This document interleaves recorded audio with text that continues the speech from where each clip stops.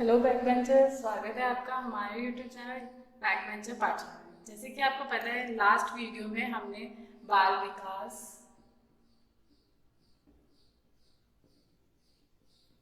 वृद्धि और विकास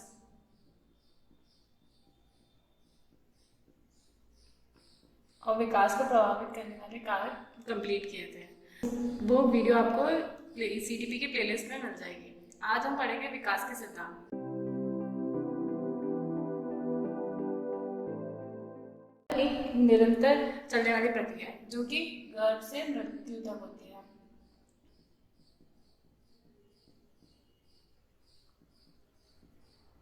ये कभी कभी धीमी, कभी तीव्र। जो हमारे पहले 3 वर्ष होते हैं उसमें ये गति तीव्र होती है, उसके बाद ये मंद हो जाती है। और दूसरा सिद्धांत है विकास सामान्य से विशिष्ट की होता है। विकास जो होता है वो जनरल टू स्पेसिफिक वे में होता है। जैसे कि बच्चा पहले अपनी पूरी बॉडी से रोता है। जैसे कि जब बच्चा रोता है तो हमें सबसे पहले उसके एक्सप्रेशन से निकल जाता है, वो अपनी फुल बॉडी से रोता है। उसके बाद धीरे धीरे हमें उसके एक्सप्रेशन से पता चलता है। और थर्ड सिद्धांत है विकास की व्यक्तिगत विभिन्नता का सिद्धांत। हर किसी में एक इंडिविजुअल डिफरेंस होता है, चाहे वो ट्विंस हो, चाहे कैसे भी हो, उसमें और भी जो व्यक्तिगत विभिन्नता होती है वो आपको पर्यावरण, वातावरण और आनुवंशिकता से प्राप्त होती है। और ट्विंस में भी ये होती है इंडिविजुअल डिफरेंस।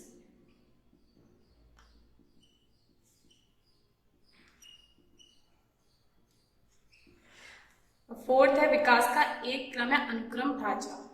विकास जो होता है एक रूप में होता है। जैसे बच्चा पहले क्रॉल करता है, क्रॉल का मतलब बच्चा पहले रेंग रेंग के मतलब घुटनों के बल चलता है, उसके बाद फिर वो खड़ा होता है। तो इसी तरीके से जो हमारी लैंग्वेज होती है बच्चे की, वो भी एक क्रम में चलती है। जैसे बच्चा पहले कू कू काका करता है, उसके बाद बैबलिंग बा बा ये सब बोलता है। जब वो बच्चा होता है वो कू कू ये 6 मंथ में करता है, और इससे पहले 6 वीक में कू का की ये सब करता है। और फिर जब वो एक वर्ड बोलता है, एक वर्ड जब वो 1 ईयर का होता है, उसके बाद फिर वो चीजों को जोड़ के बोलने लगता है ऐसे धीरे धीरे। 1 to 5, 1.5 साल से 2 साल में बच्चा एक छोटा सेंटेंस बोलता है, जिसे हम टेलीग्राफिक स्पीच बोलते हैं।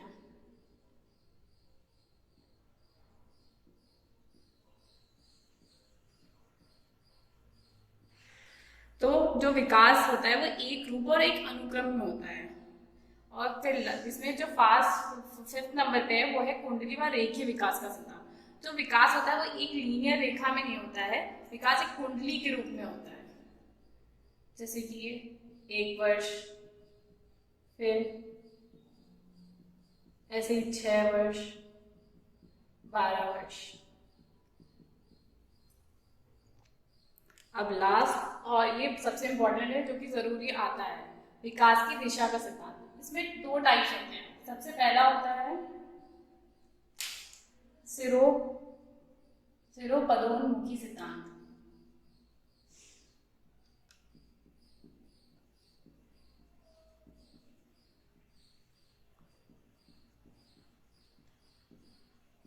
इसको इंग्लिश में बोलते हैं सेफेलोकॉर्डल सीक्वेंस।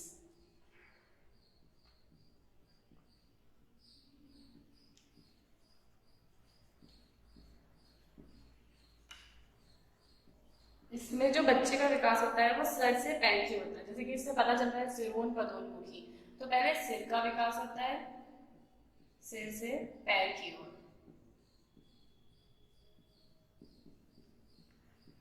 चाहे फिर वो बच्चे का गर्भ में विकास हो, वो भी सिर से पैर की ओर ही होता है। अब दूसरा सिद्धांत है मध्य से बाह्य विकास का सिद्धांत।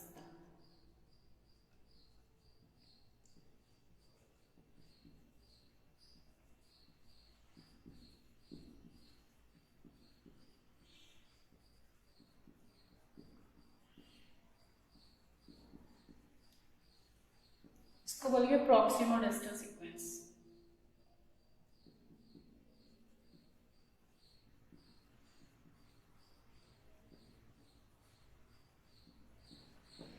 इसमें जो विकास होता है वो केंद्र से बाहर की ओर होता है।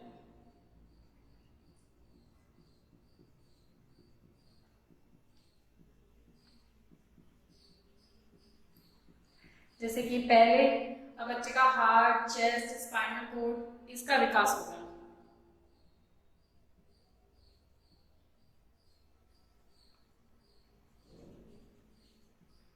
हार्ट, चेस्ट, स्पाइनल कोड, तो ये इम्पोर्टेंट है और ये जरूर ही आते हैं।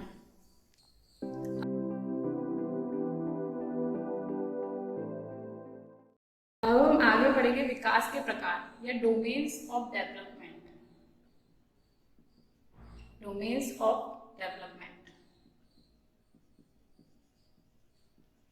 ये 4 प्रकार से होता है मेनली। सबसे पहला फिजिकल,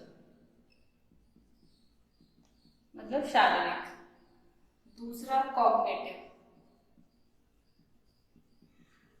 मतलब संवेगात्मक। तीसरा सोशल, मतलब सामाजिक। चौथा इमोशनल, मतलब भावात्मक। तो जो फिजिकल होता है ये 4, इसमें मेनली 2 टाइप से होता है। 2 मोटर स्किल्स का डेवलपमेंट होता है। पहला ग्रॉस मोटर स्किल्स,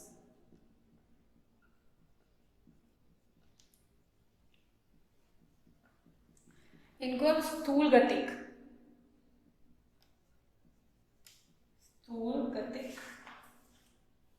कौशल,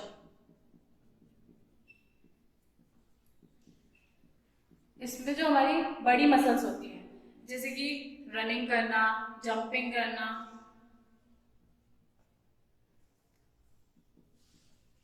ये सब इसमें काम करते हैं। हमारी जो बड़ी मसल्स होती हैं वो सब इसमें काम करते हैं। अब दूसरा है फाइन मोटर स्किल्स,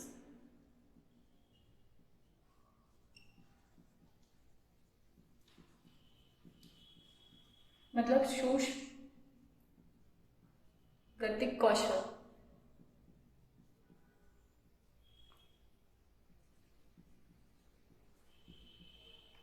इसमें जैसे राइटिंग करना, राइटिंग, ड्राइंग, जिसमें हमारी छोटी छोटी मसल्स काम करते हैं।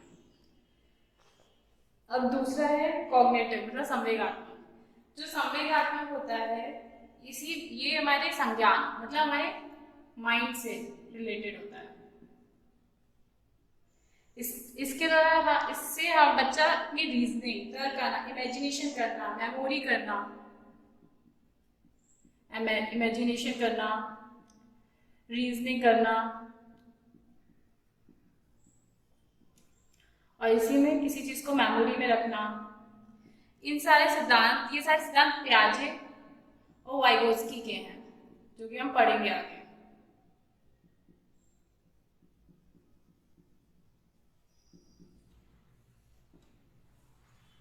और तीसरा है सामाजिक।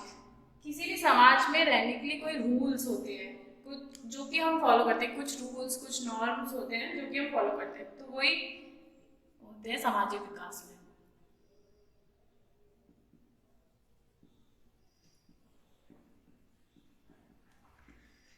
इसके बाद इमोशनल, बच्चा अपने इमोशंस को लेके जितना अवेयर होगा, उन पे जितना कंट्रोल कर सकेगा,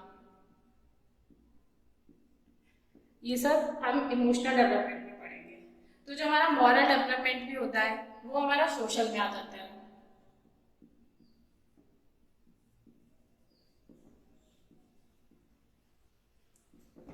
और जो हमारा बौद्धिक वाला होता है वो संज्ञानात्मक में आ जाता है। बौद्धिक भी हमारे माइंड से ही होता है, इसलिए संज्ञानात्मक में आता है। अब हमारे एक भाषा विकास, जो लैंग्वेज डेवलपमेंट होता है।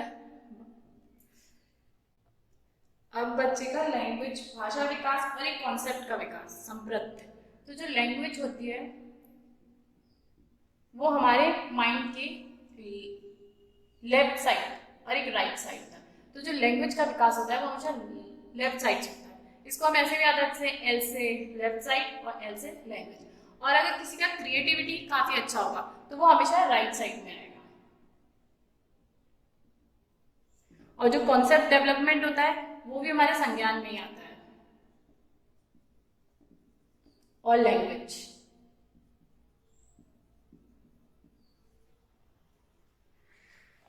तो हम जो भी भाषा का विकास और कॉन्सेप्ट का विकास पढ़ेंगे वो हम संज्ञान में पढ़ेंगे। इन डोमेन्स और डेवलपमेंट को हम ऐसे शॉर्ट फॉर्म में भी याद कर सकते हैं, P C S E. P C S तो याद रहता है, और ई, तो ये एक शॉर्ट फॉर्म है इसकी याद करने की, कीवर्ड्स की तरह। तो डोमेन्स ऑफ डेवलपमेंट को हम एक शॉर्ट फॉर्म से याद कर सकते हैं, P C S E. P C S याद रहता है, ई, तो ये एक कीवर्ड बन गया है डोमेन्स ऑफ डेवलपमेंट का। अब हम पढ़ेंगे विकास की अवस्थाएं, जो कि सबसे पहले रॉस के अनुसार, रॉस एक वैज्ञानिक थे, उनके अनुसार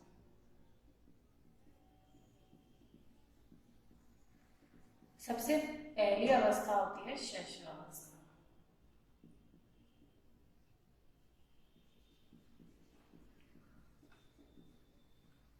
इसको वैसे तो कोई 0 से 2, कोई 0 से 5 या 6 कहता है, मेनली 0 से 5 या 6 वर्ष। उसके बाद दूसरी है बाल्यावस्था।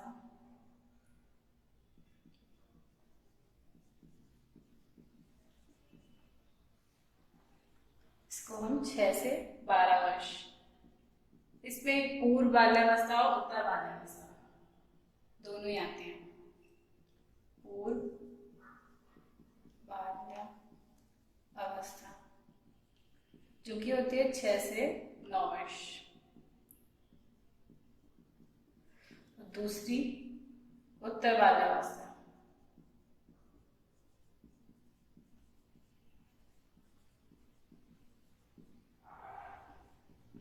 नौ से 12 वर्ष। अब थर्ड नंबर पे आती है किशोरावस्था।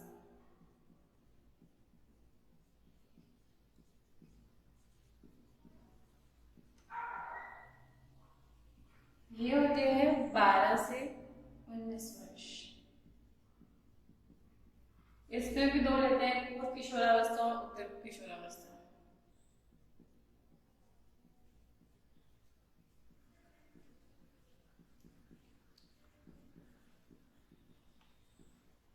पूर्व किशोरावस्था की अवधि होती है 12 से 16 वर्ष, और उत्तर किशोरावस्था इसकी अवधि होती है 16 से 19 वर्ष।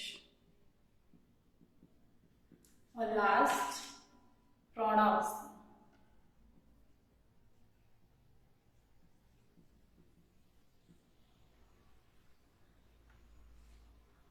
बीस से ऊपर। वैसे तो एक अवस्था प्री नेटल,